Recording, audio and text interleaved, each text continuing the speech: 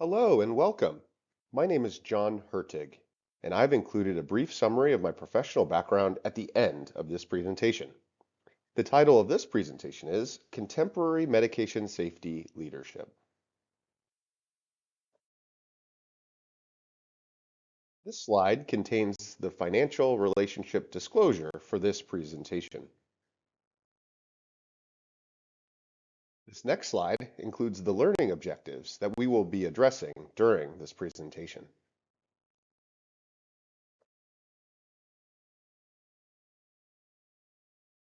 On this slide, you will find the key abbreviations that will be used throughout the presentation. Slide has our self-assessment question that we will address at the end of the presentation today along with rationale. But for now, I'll just read the question. Which of the following is not typically a type of conflict that arises as a medication safety leader? A, data, B, relational, C, familial, or D, resource?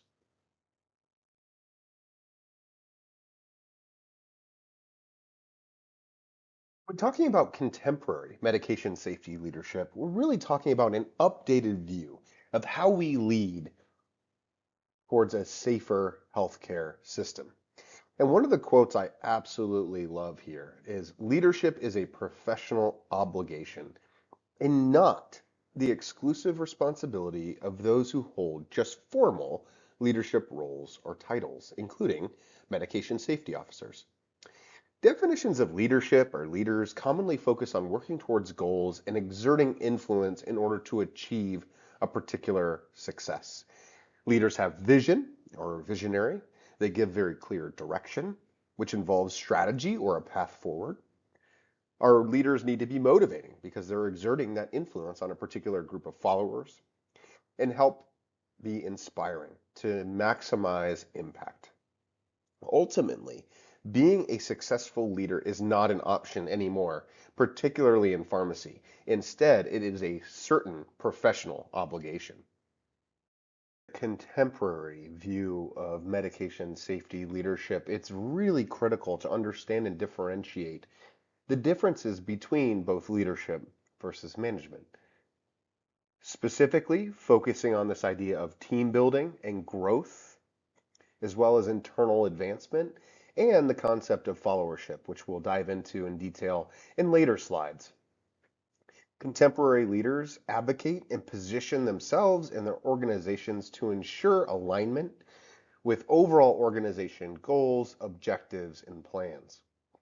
This includes the ability to get resources using concepts like ROI, otherwise known as return on investment. All leaders need to ensure accountability for themselves as well as within their follower group. This accountability needs to be clear, transparent, and data-driven. Communicate, communicate, communicate. In today's healthcare environment, you cannot overly communicate, both through data, through clarity, and through storytelling. We need to also embrace and direct change in order to maintain resiliency so that we manage that inevitable conflict. And we'll talk a little bit more about conflict management in this presentation as well. Although working together, leaders and managers do function and operate differently.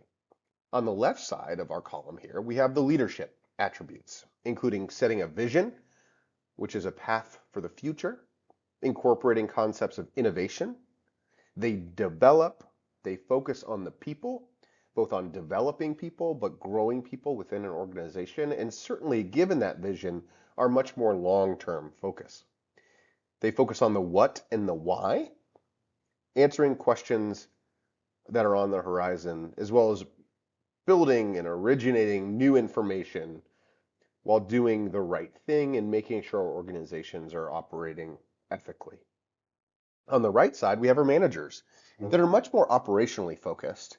They're administering processes, maintaining our systems and our structure, focused on the short range. How do we make sure that today is going well? Rather than the what and why focused on leaders, our managers are focused on the how and the when, ensuring that our bottom line is met. They replicate good processes, thereby doing things right rather than just doing the right thing.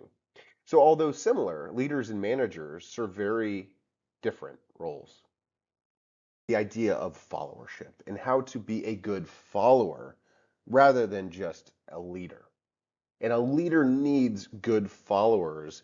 Good followers are actually the reason why most successful organizations have succeeded, including those Fortune 500 companies, by practicing these principles of good followership, which are arguably more important than leadership. Good followership empowers all healthcare team members to take a role in safe practice. In an article in praise of followers, Kelly describes how corporate success is due to practicing good followership rather than good leadership, because good followers, these high performing team members, manage themselves well, are ethical, are thoughtful and inquisitive, and commit to that organization and to the purpose, the mission, the vision, the principle, the goals outside of just their own self interests. They build their competence through lifelong learning and develop courage, honesty, and credibility. So followership would suggest that even in the absence of an actual titled leader, that these high-performing teams still get the job done. We are owning that role of being a follower. And as a follower, we do play the role of a leader as well. And leadership engagement is absolutely crucial. We need to recruit and involve the front line in decision making, whereby we gather information, allow input to help set priorities, always follow through on our promises. The front line has to be part of these solutions, particularly by the bedside, where it's a nothing about me, without me approach, and following up. Everyone has to be responsible for sustaining gains in safety because it is indeed everyone's responsibility. In order to really create this open, transparent communication, we have to also make it okay to openly talk about concerns regarding change, and then highlight improvements as well as the benefits and failures of those improvements. Recommended readings that will help supplement the important information included in this particular presentation. As a contemporary medication safety leader, there are key characteristics that you can embody to be successful, including a strong understanding of your facility's internal systems and processes. What makes your health system tick? It's also helpful to have knowledge of and experience with all aspects of the medication use system, from procurement all the way to monitoring and beyond. Knowing those performance and process improvement methods and tools can be incredibly helpful, particularly if you have some certification or advanced training in those methods. As with anything we do, having demonstrated leadership skills is an asset, and understanding how to serve both as a leader as well as a follower. Assertiveness, data-driven intelligence, and this unwillingness to accept harm is vitally important. As with anything, healthcare is a team sport. Success in working with interdisciplinary teams is a must, and having this passion for medication safety and improving patient outcomes. As a contemporary medication safety leader, you do have very important responsibilities to yourself, to your organization, and to ultimately the patient. As a leader, you need to develop a clear vision that others can follow. Set and execute a solid medication safety plan, ensure ongoing compliance with safety principles and other necessary best practices, and then recognize and articulate the relationships among safety, quality, and the very complex regulatory and legal requirements and framework. One of the great tools that you have at your disposal is the model for improvement, which involves setting your plan, implementing your plan, checking or studying the results of your plan, and then acting accordingly. Responsibilities of a contemporary medication safety leader is ensuring that you have the expertise and knowledge to successfully function in the role. So medication safety expertise is critical so that you can serve as an authoritative resource on medication safety for the organization, contribute to both internal and external emergency preparedness planning meetings, serve as an internal consultant to investigate medication safety events, and maintain knowledge of trends and developments in safety both locally as well as nationally and even internationally as well. Key responsibility of the contemporary medication safety leader is the ability to influence change, particularly practice change. But influencing change as one of these leaders is ensuring that you have a collaborative arrangement and agreement with other departments, that you can help influence the change without the authority to do so. Participating in or leading multidisciplinary committees, developing effective methods for spreading and sustaining that change, and then finally reviewing and updating technology, including clinical decision support tools and other technology as needed. Part of creating change is actually creating new evidence, new research, and new education. As a medication safety leader in today's healthcare world, you need to share information about actual or even potential medication errors. It's essential that you contribute to the literature by studying medication safety and then publishing your findings or presenting on them so that we can all learn together. And finally, integrating medication safety into orientation and training for every employee so that we're always putting safety first. The contemporary medication safety leader is an innovator. We do not accept the status quo. We're always trying to get better and better and better together. And there are lots of different examples and evidence to suggest how great our innovators have been in the medication safety space. Early intravenous infusion pump designs didn't provide all the necessary tools that we needed to be safe, and so we improved upon those designs. Same with our electronic medical records, our IV pumps and EMR integration, our IV workflow systems, as well as the use of robots. And now we're on to AI, artificial intelligence. And so what's next? Well, we need to stay ahead of these trends as a contemporary medication safety leader to ensure that we're always employing not only best practice, but we're on the cutting edge of innovation to ensure our patients are getting the safest possible care. Temporary medication safety leader knows how to work within their structure, and every hospital is different, every health system is different, every organization is different in terms of reporting relationship and hierarchy. For a medication safety leader, it's just important to know who and how do you exert your influence, both from the bottom up and the top down. Knowing what's important to your organization, to your bosses, to your staff, your colleagues, your employees, that will all inform how you then influence and successfully implement your medication safety strategy and plan. So much of what a contemporary medication safety leader does is all about advocating and then positioning their project, themselves, their initiative for success. And so much of being successful is ensuring alignment of one's goals with the overarching organization's mission and vision. This alignment with strategic plan will not only help with clarity of path, but also with resource allocation. Helping alignment also involves needs assessments. What does an organization need? What are those safety priorities? Is safety even a priority? Making sure that safety is a part of every discussion is vitally important. Once you have that, then it's about knowing who to sell your idea to, and then positioning yourself appropriately to ensure that your message is being heard. Develop your case not only with data and evidence and facts, but also a thoughtful analysis and interpretation of those facts.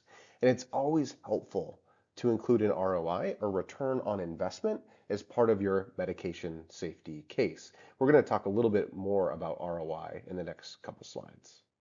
An ROI, or return on investment, is a financial gain calculated based on both investments and then the returns on those investments. Your chief financial officer and really anyone looking at the bottom line in dollars is going to be really curious to know what an ROI is on your particular initiative or project. Calculating an ROI can be used as a planning or even an evaluation tool.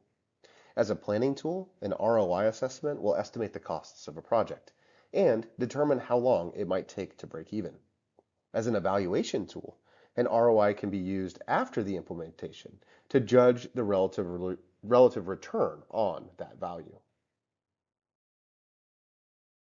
Given the importance of a return on investment tool, it's important for you as a medication safety leader in this contemporary environment to know how to calculate an ROI.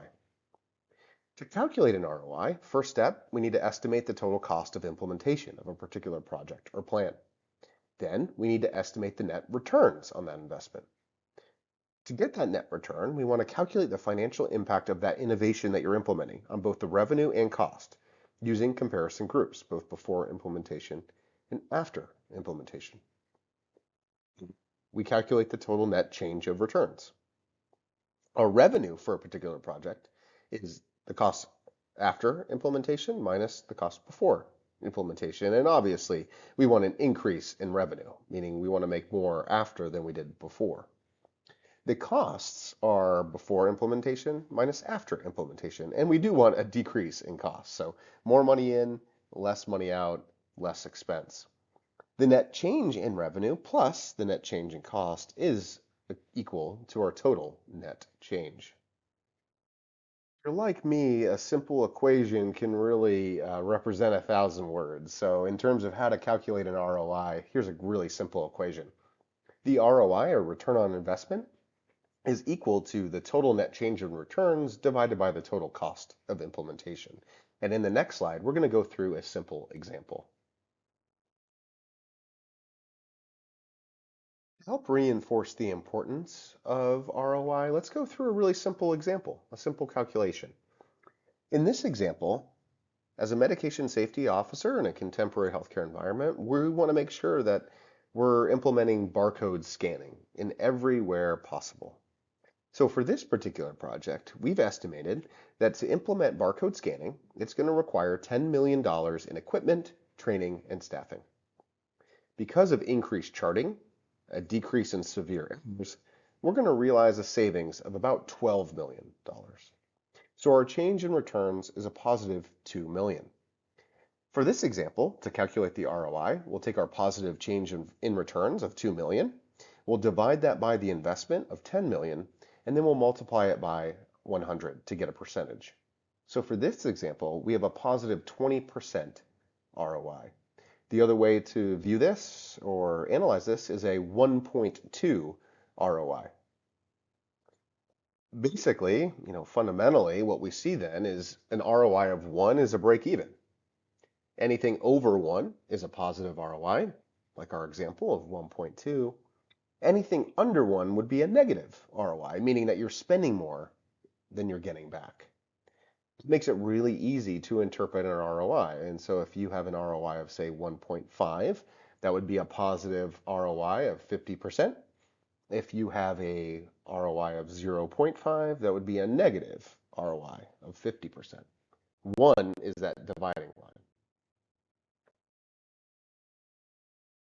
As a contemporary medication safety leader, you have responsibility without authority. So in order to effectively manage a medication safety program, you do need to ensure accountability in that program.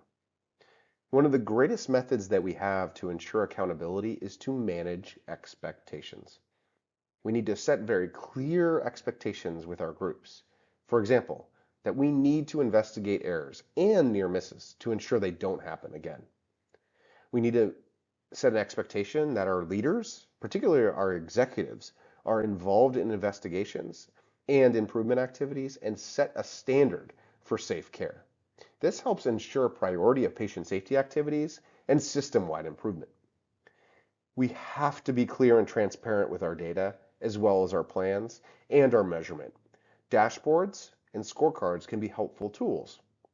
Dashboards are a collection of information that help us then manage a particular process. One of the great examples is a car dashboard, where we have our speedometer, our odometer, and even our fuel gauge. All these disparate pieces of information come together to ensure effective and successful operation of that car. Scorecards, much like sports, whether it's basketball or whether it's baseball or anywhere in between, it's keeping score just to see how we're doing and keeping track. Electronic displays and use of technology can be really helpful in disseminating clear information, particularly key performance indicators. These can be clinical indicators, patient safety and quality, indicators, financial indicators, or a balance or a sum of multiple indicators. Especially in a super data-driven world, storytelling can be an incredible asset because, as this quote suggests, stories capture the context, the emotion. Stories are important cognitive events for they encapsulate into one compact package information, knowledge, context, and emotion. Human empathy and its relation to storytelling has become even more significant in this age of big data, artificial intelligence, and technology. These narratives enable a profound level of human understanding between both professionals and patients. Some of the most compelling projects that I've seen in the contemporary medication safety space start with an incredible story and then are backed up by the evidence. So lead with the narrative, back it up with the data, and you're going to get a really successful project sold. We must emphasize good communication. And we've talked about this repeatedly throughout this course, that communication is absolutely essential for a contemporary medication safety leader. Poor communication continues to come up as one of the root causes of errors. It's one of the most common causes of medication-related harm, according to both the World Health Organization as well as the Institute for Safe Medication Practices. In fact, studies have suggested that more than 60% of medication errors are related to interpersonal communication breakdowns. No surprise there if you've ever been part of a root cause analysis. Although a little old, in 2005, Maxwell and colleagues study talked about this idea of the undiscussables. And there were 7 crucial concerns identified where caregivers just wouldn't talk about issues. And that breakdown in communication had significant repercussions for patients. And poorly managed conflict, or the ability to resolve conflict, was a central theme in in other studies. This poorly managed conflict resulted in poor teamwork, micromanagement, and disrespect that negatively impacted care. In the next few slides, we're going to talk a little bit more about the role that conflict plays in poor communication. I don't have to tell you, but conflict management and conflict is very common in all aspects of life, personal as well as professional in the workplace. Effectively recognizing and managing conflict creates new opportunities for both sharing, understanding, and ultimately growth. When reviewing the various types of conflict, it's important to understand that there are a number of types that do exist both personally and professionally. A data conflict occurs when the use of data in decision making as opposed to subjective evidence. So conflict over the actual use of data. Relational conflict occurs and arises over a relationship or even a communication style. Value conflicts occur when perceived or actual misaligned belief systems drive decisions. So maybe it's an actual misaligned belief system or priority, or it could just be perceived. Resource conflicts arise over real or perceived scarcity of resources, where we're fighting over the same pieces of the pie. And then finally, structural conflicts occur with organizational or departmental structure. Maybe you're in a matrix organization where you have 2 supervisors or 2 bosses and they each tell you to do something different. So there are different types of conflict, and the way to resolve them can also be situational. According to the Thomas Kilmann conflict mode instrument, there are 5 key styles that are involved in attempting to resolve conflict.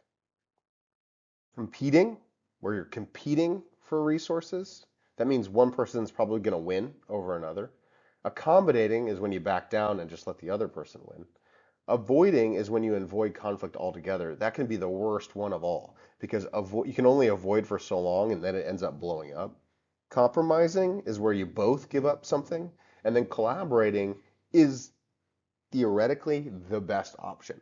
That's when you're not necessarily giving up something, but you're collaborating with the other individual to both gain something. Ultimately, though, there is no best way to manage conflict. It is incredibly situational and personal. So it's outcome oriented, making sure that you're getting the outcome that you want. You can use one of the 5 key styles to get that, but make sure that you're outcome oriented, and you're defining success as part of that conflict. There are a number of different conflict tools that you can use, but we want to use conflict to engage staff and challenge norms. Without conflict, there's rarely an impetus for change. So we shouldn't just be avoiding conflict. We should be using conflict as an opportunity to grow and get better for the patients that we serve. Back to our self-assessment question that we reviewed in the beginning of the presentation today. I'm going to start by rereading the question.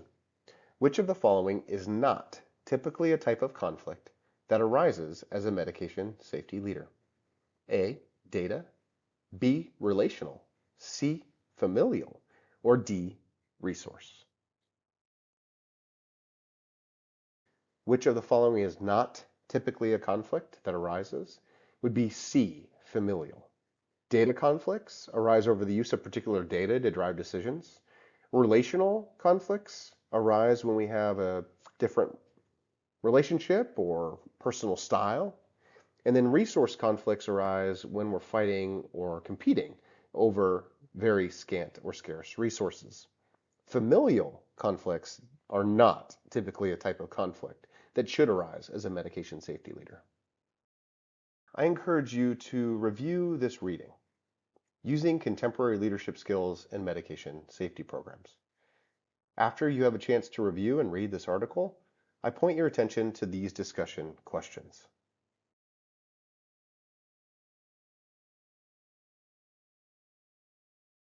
Leadership is truly a professional obligation. It is not the lone responsibility of one person, but instead it takes a team, and it takes application of good followership principles. A medication safety leader's responsibilities are essential to improving patient safety related to the medication use system from start to finish. Contemporary medication safety leaders are dynamic. They're versatile, and they employ a variety of tools and techniques, including data, storytelling, and conflict management. But most importantly, always, we need to remember that behind every piece of data, behind every action, is a patient. Because of that, my final thought is that no matter what, we need to put the patient first.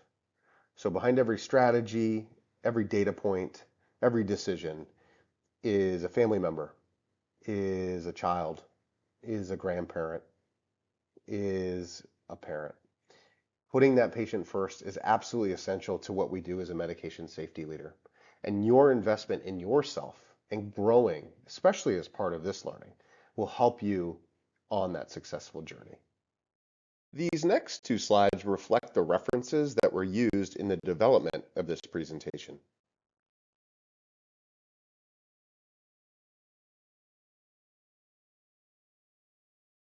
Thank you very much for your time and attention.